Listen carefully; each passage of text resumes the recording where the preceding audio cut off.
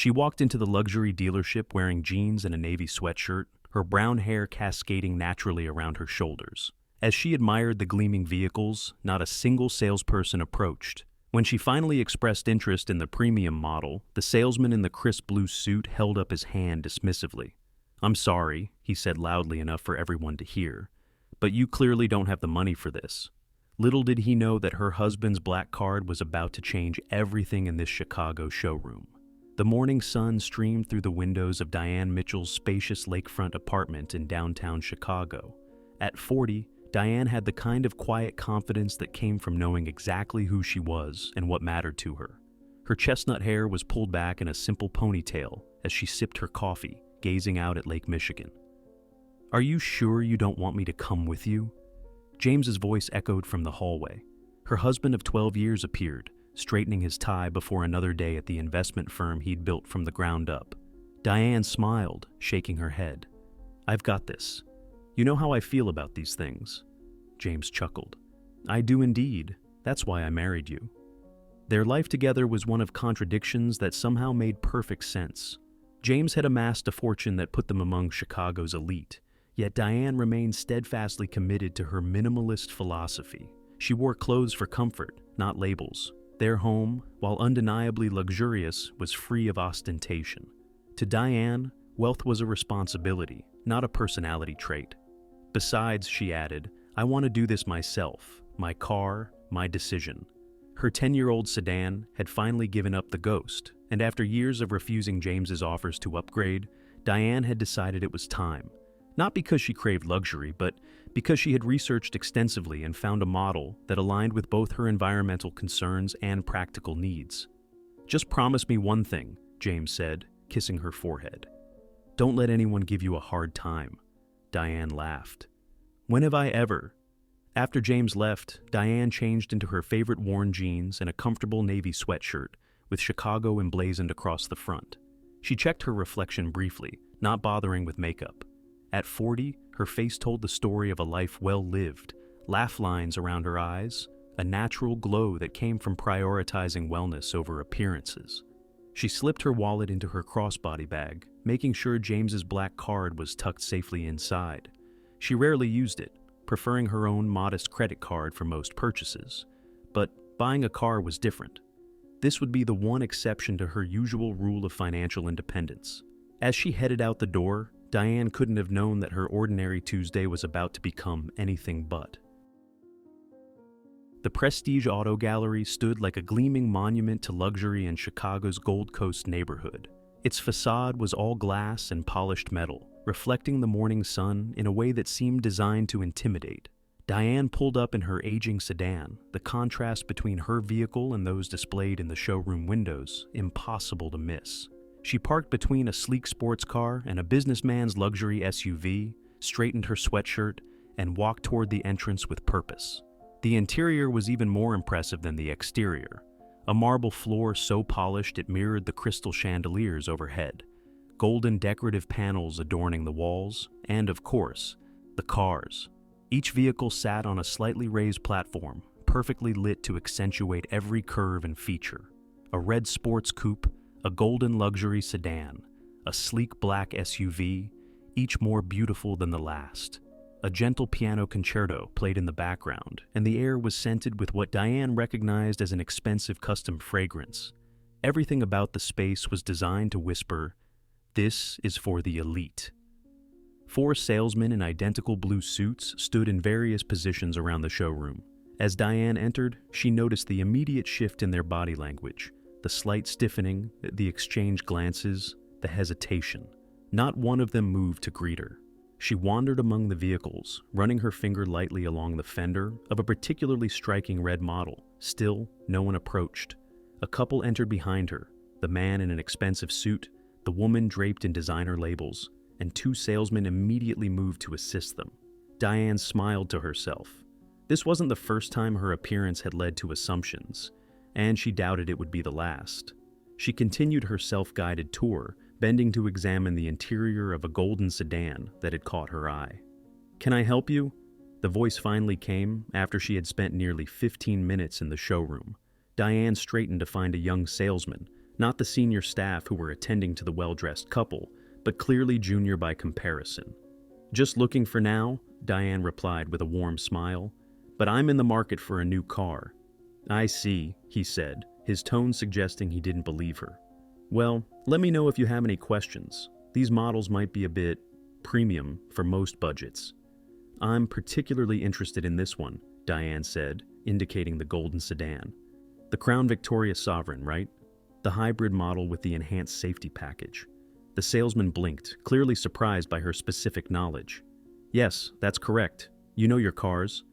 "I do my research," Diane said simply. "Could you tell me about the warranty options?" As she asked informed, detailed questions, the young man's demeanor gradually shifted. He began to engage more genuinely, though still with an undertone of doubt. From the corner of her eye, Diane noticed one of the senior salesmen, tall, with perfectly coiffed hair and a stance that radiated confidence, watching their interaction with narrowed eyes. It was only a matter of time, she knew, before her interaction with the junior salesman would attract more attention, whether welcome or not. The Crown Victoria Sovereign accelerates from 0 to 60 in 4.2 seconds. But what really impresses me is the regenerative braking system, Diane said, leaning slightly to peek at the vehicle's interior. "I read that it's the most efficient in its class." The junior salesman, who had introduced himself as Kevin, nodded with increasing respect. "That's right. The engineers redesigned the entire system for this model year. And the safety rating? 5 stars across all categories, correct?" Diane continued, recalling the details from her extensive research. "Yes, ma'am. Top of its class in side impact protection specifically." Their conversation had evolved into a genuinely enthusiastic discussion about the car's features, with Kevin gradually forgetting his initial skepticism. Diane knew her stuff, and it was becoming impossible to ignore. "Would you like to sit inside?" Kevin offered, moving to open the door for her. "I'd love to," Diane replied, genuinely excited. As she settled into the driver's seat, her hands instinctively finding the perfect position on the leather-wrapped steering wheel, she couldn't help but admire the craftsmanship. The dashboard was an elegant blend of traditional luxury and cutting-edge technology.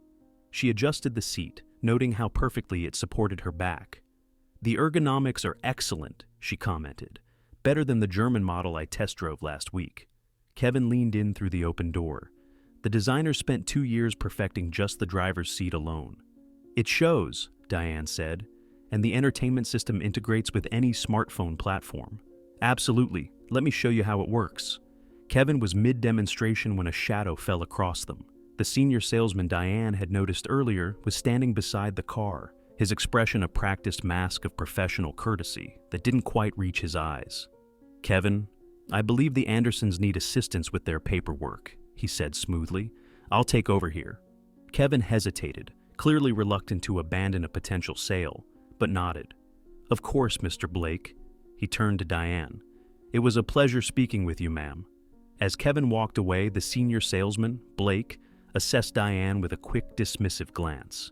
His smile remained fixed, but there was something calculating behind it. "I see you're interested in the Sovereign," he said, his tone suggesting he found this surprising. "It's our flagship model, starts at $175,000. Diane nodded, unperturbed by the figure. "Yes, Kevin was just showing me the infotainment system. It's quite impressive." Blake leaned against the car door. "It certainly is. We have more accessible models on the lot as well. Perhaps something in a different price range would be more suitable?" The implication was clear, and Diane had to suppress a smile.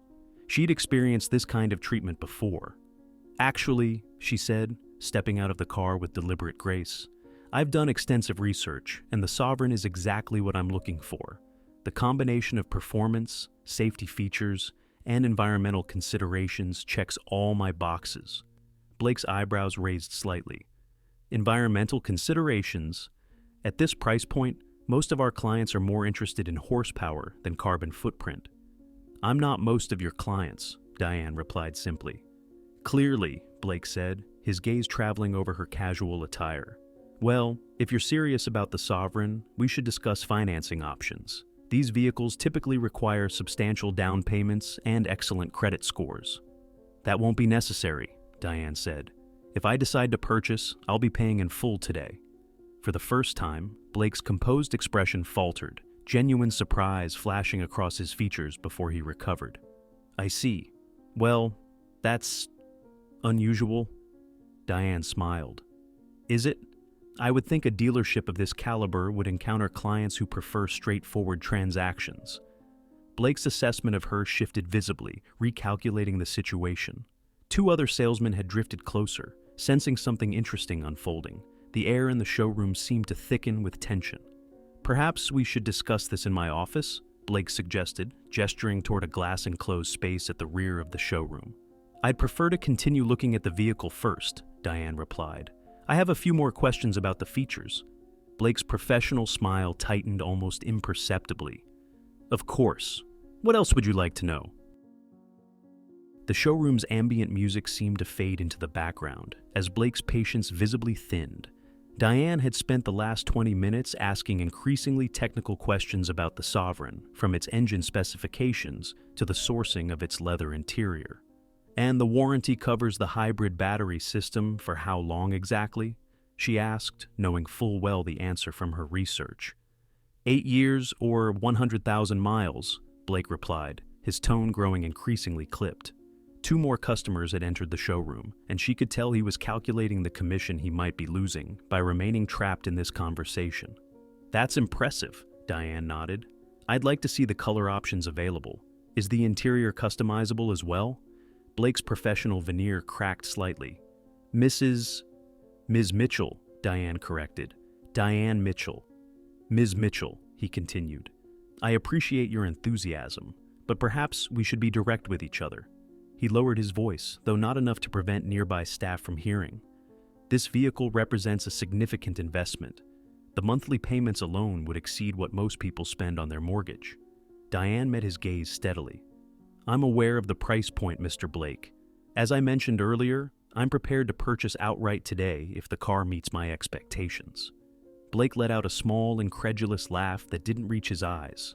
With all due respect, Ms. Mitchell, I've been in this business for 15 years. I can typically gauge a serious buyer within the first few minutes. And your gauge says? Diane asked, though she already knew the answer. Blake glanced pointedly at her casual attire, the worn jeans, the simple sweatshirt, the practical crossbody bag. Let's just say I have concerns about whether this particular model aligns with your current situation. The atmosphere in the showroom had shifted. The other salesman had stopped pretending not to listen, and even a couple browsing a nearby vehicle had turned to observe the unfolding scene. My current situation, Diane repeated, her voice level. Please enlighten me about my situation, Mr. Blake. Something in her tone might have warned a more perceptive person, but Blake was too convinced of his assessment. He leaned in slightly, his voice dropping to what he clearly thought was a considerate whisper. Look, I understand. It's fun to dream, to sit in these cars and imagine. We get people like you in here all the time. People like me, Diane echoed. Exactly. And there's nothing wrong with aspirational visits, but my job is to focus on qualified buyers. Perhaps one of our entry-level models would be more appropriate. I'd like to proceed with the Sovereign, Diane interrupted calmly. The golden one, with all the options we discussed. Blake straightened, his patience visibly evaporating. The mask of polite professionalism slipped completely, replaced by barely concealed condescension. Ms. Mitchell, he said, his voice louder now, I don't think you understand what you're asking. This vehicle costs more than some homes. The insurance alone would be astronomical. Diane remained composed. I understand perfectly, Mr. Blake. I'd like to proceed with the purchase. It was at this moment that Blake made the fatal miscalculation that would come to define this interaction. With an audience of colleagues and customers now openly watching, he raised his hand in a dismissive stop gesture directly in front of Diane's face. I'm sorry, he announced, loud enough for everyone in the showroom to hear, but you clearly don't have the money for this. I won't waste any more of your time, or mine. The silence that followed was deafening. Every eye in the showroom was fixed on them. The salesmen in their identical blue suits, the handful of customers who had frozen mid-conversation, even the receptionist who had paused in her typing. Diane stood perfectly still, her expression unreadable as she absorbed both the words and the gesture, the absolute dismissal based solely on appearance and assumption. I see, she said finally, her voice quiet but carrying in the silent showroom. That's quite an assessment based on very little information, Mr. Blake. Blake crossed his arms, doubling down rather than reconsidering. It's based on 15 years of experience, Ms. Mitchell. Now, if you'll excuse me, I have clients waiting who are actually in a position to make a purchase today. He started to turn away, clearly considering the matter closed. One moment, Mr. Blake, Diane said, her voice taking on a new edge that made him pause. I believe I'm owed an explanation for why exactly you think I don't have the money. I'm curious about what specific evidence led you to this conclusion. The air in the showroom crackled with tension. Blake turned back to Diane, irritation etched across his features. He hadn't expected her to challenge him, certainly not with an audience. Look, he said, his tone a poor attempt at patience. This isn't personal. It's simply a matter of qualifying buyers. In this establishment, we deal with a certain caliber of client. And how exactly do you determine this caliber? Diane asked, her voice steady. Is there a specific dress code I missed on the website? A particular way one must speak? Or is it something else entirely? A flush crept up Blake's neck. Behind him, one of the other salesmen shifted uncomfortably, and the couple who had been browsing nearby exchanged glances. Ms. Mitchell, it's simply common sense. The Sovereign is a vehicle for executives, entrepreneurs, successful professionals, people who have achieved a certain level of success. He gestured vaguely at her appearance. Your presentation suggests you might be more comfortable at one of our sister dealerships downtown. Diane absorbed the insult without flinching. In that moment, she made a decision about how to proceed. She could simply walk away, take her business elsewhere. She could reveal her financial status immediately and watch him backpedal. But something about the absolute certainty with which he had dismissed her, the public nature of the humiliation he had attempted to inflict, deserved a more measured response. Mr. Blake, she said, her voice taking on a quiet authority that made several heads turn. I'd like to speak with your manager. Blake's expression shifted from irritation to smug satisfaction. Of course. I'm sure Mr. Reynolds will be happy to explain our qualification process more thoroughly. He turned and strode toward the glass office at the back of the showroom, clearly believing he was summoning reinforcement rather than inviting his own reckoning. Diane remained where she stood, acutely aware of the eyes on her. The junior salesman, Kevin, shot her a sympathetic glance from across the room. The receptionist had picked up her phone and was whispering urgently into it. In the stillness of that moment, Diane thought about all the people who had ever been judged by their appearance, dismissed because they didn't fit someone's narrow definition of success or worth. She thought about James, who despite his wealth, still valued her philosophy that a person's character mattered infinitely more than their outer trappings. Blake emerged from the office followed by an older man in a charcoal suit, presumably Mr. Reynolds, the manager. His expression was a careful neutral, assessing the situation as he approached. Ms. Mitchell, I understand there's been some confusion, Reynolds began, his tone conciliatory but with an underlying dismissiveness that matched Blake's attitude. Mr. Blake is one of our most experienced sales associates, and he's simply trying to ensure that all our clients are properly matched with vehicles that suit their needs and capabilities. Yes, he made those capabilities quite clear, Diane replied. He stated in front of your entire showroom that I don't have the money for the vehicle I'm interested in purchasing. Reynolds' smile remained fixed. I'm sure there was a misunderstanding. We pride ourselves on customer service at Prestige Auto Gallery. There was no misunderstanding, Diane said firmly. Mr. Blake made his assessment based solely on my appearance, not on any financial information. I find that approach both unprofessional and disappointing. Reynolds exchanged a quick glance with Blake. Perhaps we got off on the wrong foot. Why don't we start fresh? What vehicle were you interested in? I was interested in the Crown Victoria Sovereign, Diane said, emphasizing the past tense. But now, I'm not certain this is the establishment I want to do business with. The shift in Reynolds' demeanor was subtle but immediate. The prospect of losing a high-value sale clearly concerned him more than Blake's behavior.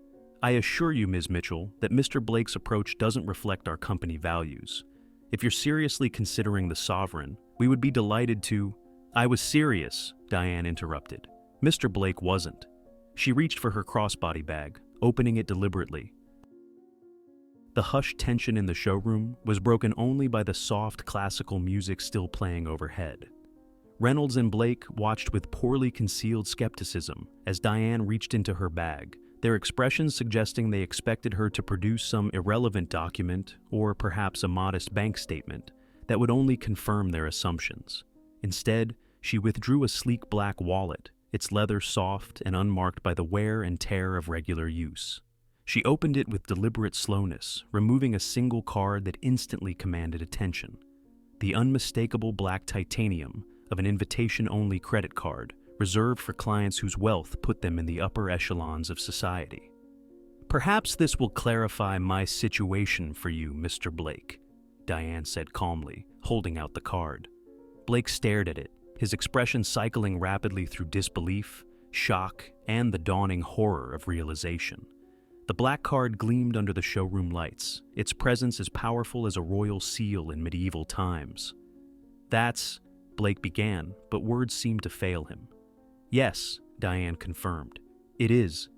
Reynolds moved forward quickly, professional enough to recognize the catastrophic error unfolding before him. "Ms. Mitchell, please accept our most sincere apologies for this misunderstanding. The Onyx Black Card is, of course, more than sufficient for any purchase in our establishment." "It's not a misunderstanding," Diane corrected him gently but firmly. "Mr. Blake made a deliberate judgment based on my appearance. He decided, without any financial information whatsoever, that I didn't belong here." She turned her attention back to Blake, who had paled visibly. "The card belongs to my husband, James Mitchell. Perhaps you've heard of Mitchell Global Investments?" The effect of the name was electric. Reynolds' eyes widened, and a small gasp came from the direction of the receptionist's desk. James Mitchell was indeed known in Chicago business circles, a billionaire whose investment firm managed portfolios for some of the wealthiest families in the Midwest and beyond.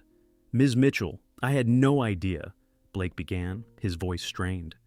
"That was precisely the problem," Diane interjected. "You had no idea who I was, yet you felt comfortable publicly humiliating me based on my clothing. You decided my worth as a customer, and perhaps as a person, based solely on my appearance." Blake's face had flushed from pale to red, the full implications of his mistake becoming clear. Not only had he insulted a woman who could easily purchase every car in the showroom, but he had done so to the wife of one of Chicago's most influential businessmen. "I can't begin to express how deeply sorry I am," he stammered. "It was a terrible misjudgment on my part." Reynolds stepped forward, clearly attempting damage control. "Ms. Mitchell, please allow us to make this right. We would be honored to assist you with your purchase. And, of course, we can offer an exclusive discount as a gesture of goodwill." "A discount," Diane repeated thoughtfully. "Because now you've determined I can afford the full price?" Reynolds faltered, caught in the contradiction. "I simply meant—" "I understand what you meant," Diane said. "But I'd like to be clear about something. My objection isn't that Mr. Blake failed to recognize my financial status. My objection is that he felt entitled to make assumptions and to treat another human being with contempt based on those assumptions."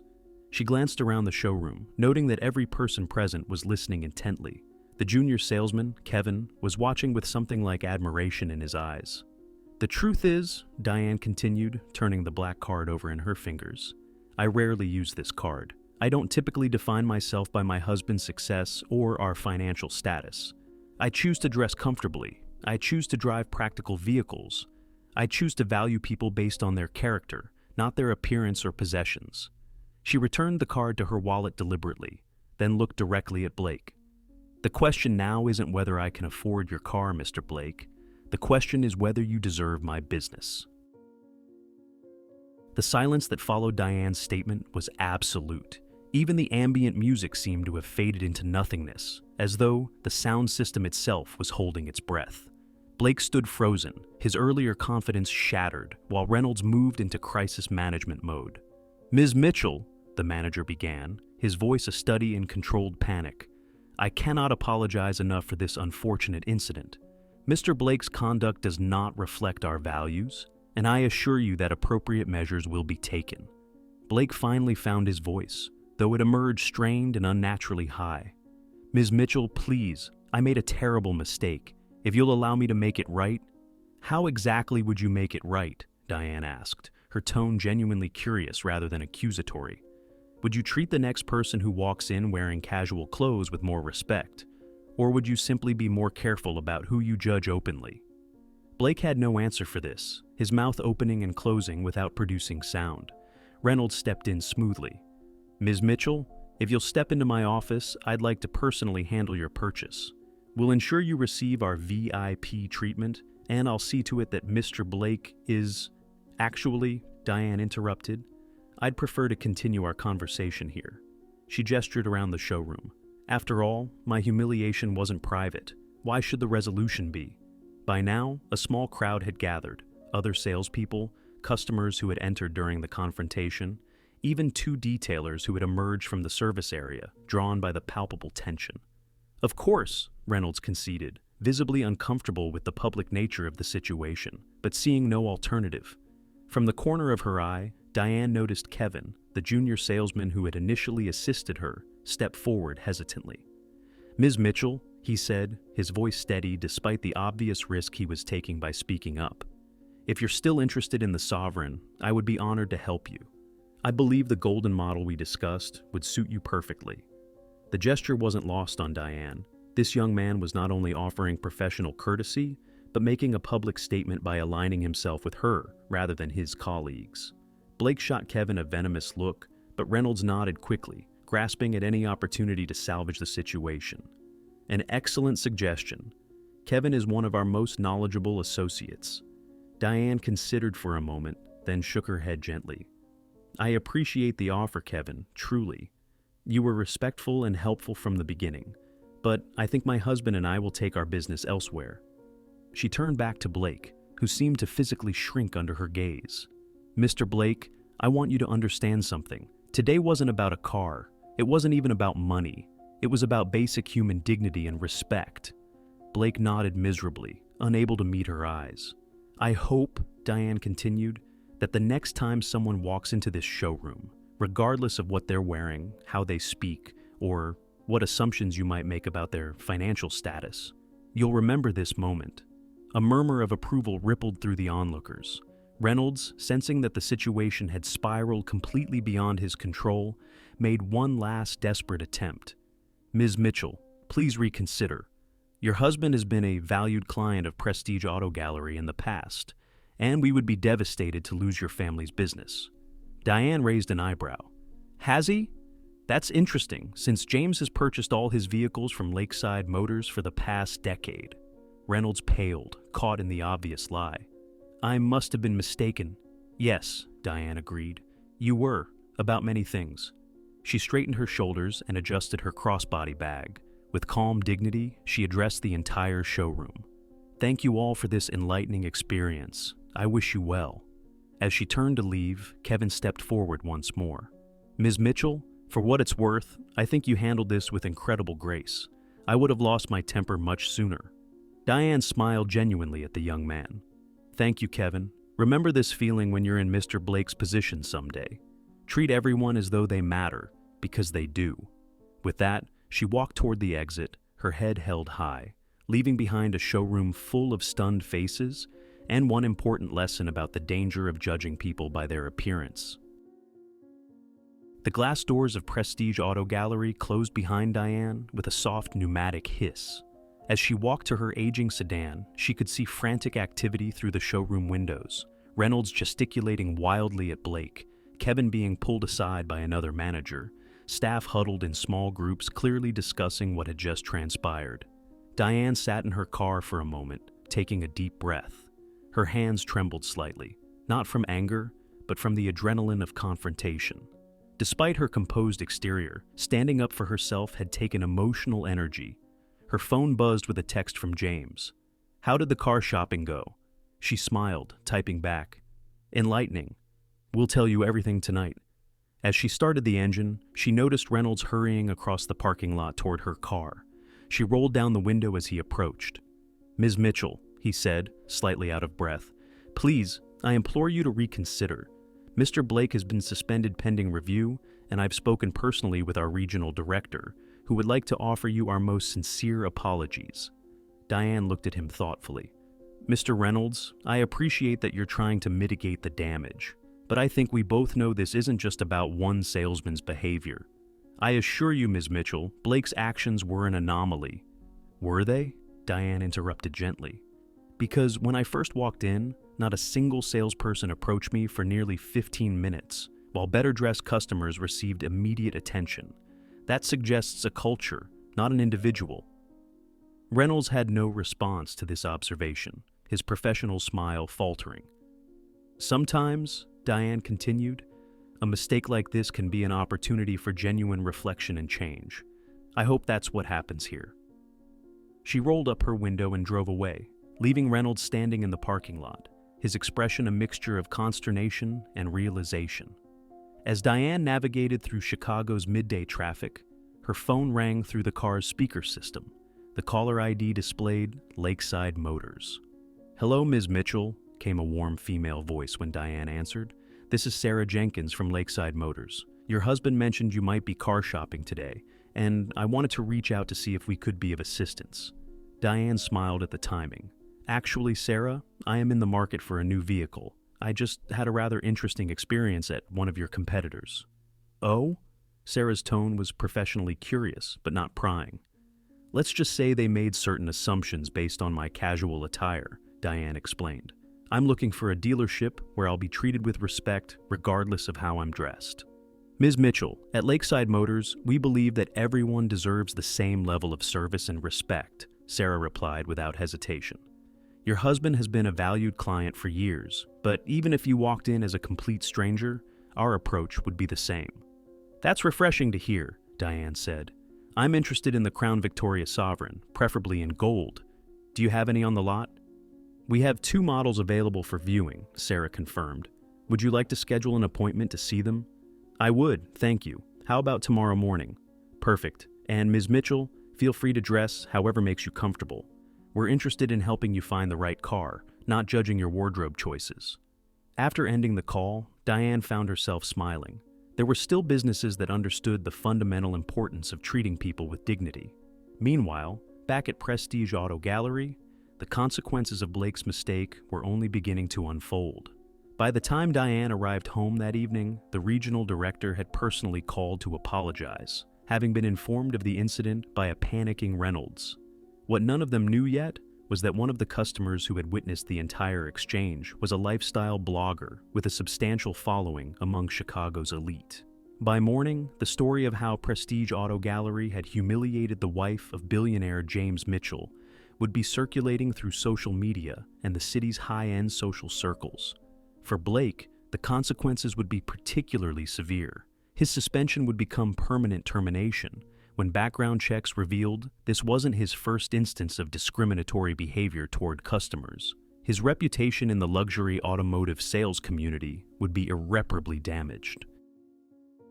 For Kevin, however, the day marked an unexpected turning point. His willingness to stand up for what was right, even at professional risk, would catch the attention of Lakeside Motors management, who would offer him a position with significantly better terms than his job at Prestige. And the most far-reaching consequence? Prestige Auto Gallery would be forced to implement comprehensive training on unconscious bias and equitable customer service. Changes that would eventually benefit countless customers who, like Diane, deserved to be treated with respect regardless of their appearance. 1 week later, Diane pulled into the driveway of her and James's lakefront home in a gleaming golden Crown Victoria Sovereign. The purchase experience at Lakeside Motors had been everything Prestige Auto Gallery wasn't. Respectful, focused on her needs rather than her appearance, and genuinely pleasant. As she stepped out of the car, James emerged from the front door, a broad smile lighting up his face.